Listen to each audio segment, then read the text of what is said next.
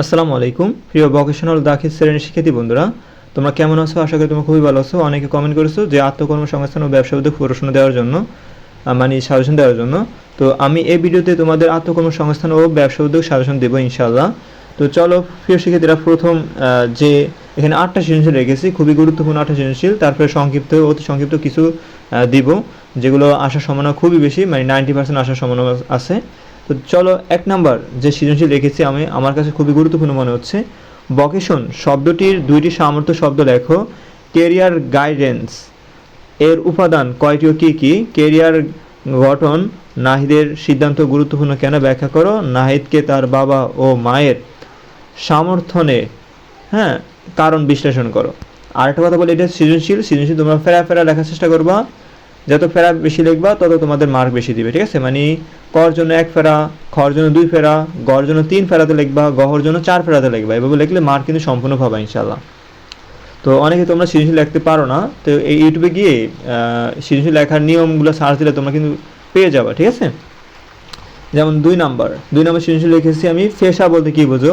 পেশা ও জীবিকার মধ্যে পার্থক্যগুলো লেখো। জিহাদ দেশের বেকার সমস্যা সমাধানে কর্মসংস্থান কতটুকু ভূমিকা রেখেছে তা বুঝিয়ে বলো।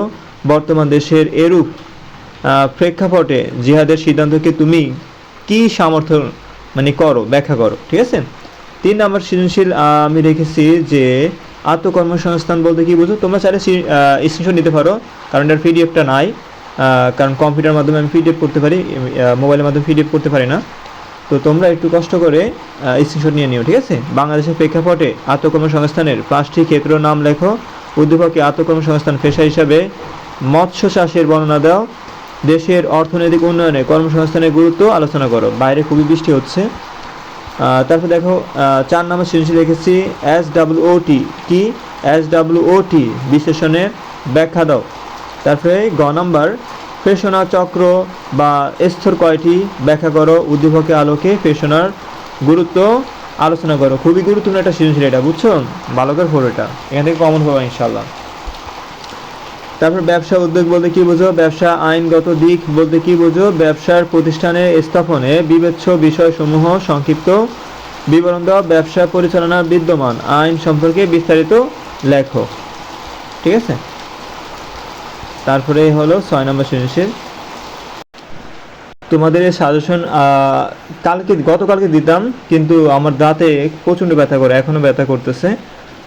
মনে করো একটা আটকলি দাঁত বলে, অনেকে মারি দাঁত বলে, ওই মারি দাঁত উঠতেছে, প্রচুর ব্যথা করতেছে। এখন এই ব্যথা নিয়ে তোমাদেরকে সাজেশন দিতেছি। অনেকে কমেন্ট করো, এই কমেন্টগুলো দেখে আমি মনে করো বসে থাকতে পারতেছি না। এখনও খুব ব্যথা করে, কালকে প্রচুর ব্যথা করছে, ওষুধ খেয়েছি কিন্তু হালকা কমছে, এখন আবার কি ব্যথা উঠছে।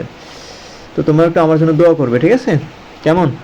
এবার দেখো 7 নম্বর সৃজনশীলে রেখেছি আমি হিসাব রক্ষণ বলতে কী বোঝো? আচ্ছা 6 নম্বর বলছিলাম নাকি, মনে তো নাই।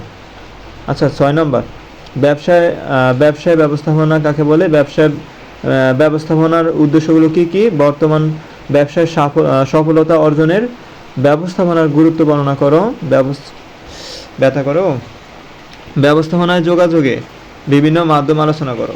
ওকে, 7 নম্বরে সৃজনশীল করে নিও, আমার খুবই ব্যথা করতেছে। তারপর 8 নম্বর সৃজনশীল, এ উদ্দীপক, এ হলো প্রশ্ন, ঠিক আছে? সরি, এটা 7 নম্বর, ও 8 নম্বর 2বার লিখে দিয়েছি, সরি। যাই হোক, এ একটা সৃজনশীল, ঠিক আছে?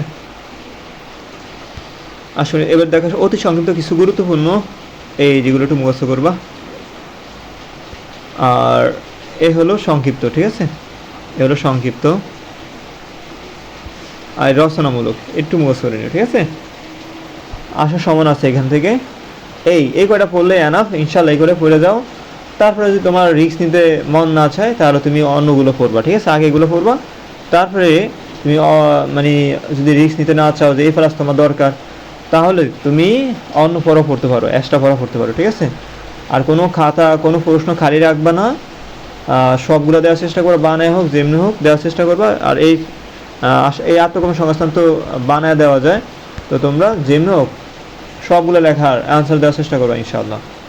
ভবিষ্যতের ভালোটা রেজাল্ট করবা, আর তোমাদের ভালো রেজাল্ট আমার কাম্য, আমার জন্য দোয়া করবে ইনশাআল্লাহ। আমি চাই তোমরা সকলেই সকল বিষয়ে প্লাস পাও। দোয়া। আল্লাহ হাফেজ। আসসালামু আলাইকুম।